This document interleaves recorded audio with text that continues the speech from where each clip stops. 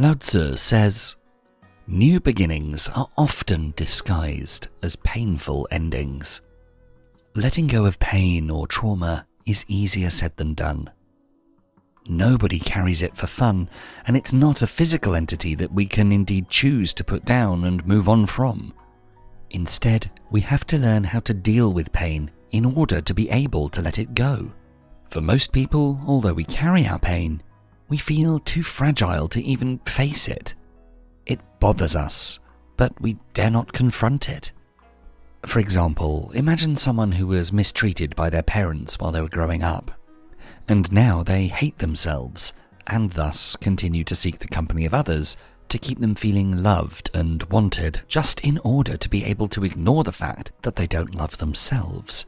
As soon as they sit alone at home, the sadness and grief hits them.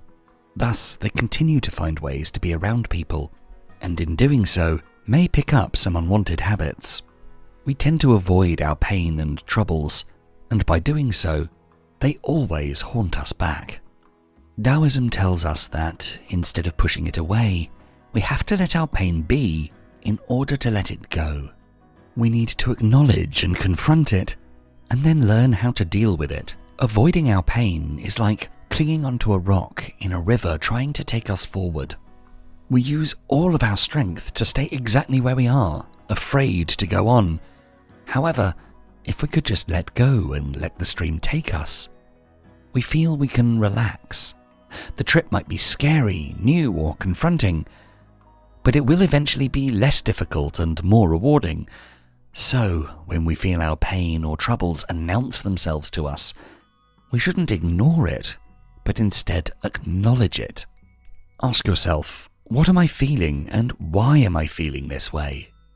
Only by answering those questions can you find the antidote to your pain. The person who needs constant reassurance and love from others has to learn how to be alone and enjoy their own company.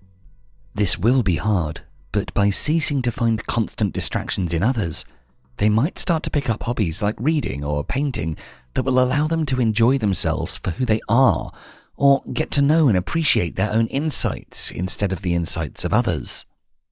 Only by letting our emotions about the past be, can we eventually let the past go. This will bring us the rest and freedom needed to live our lives to the fullest.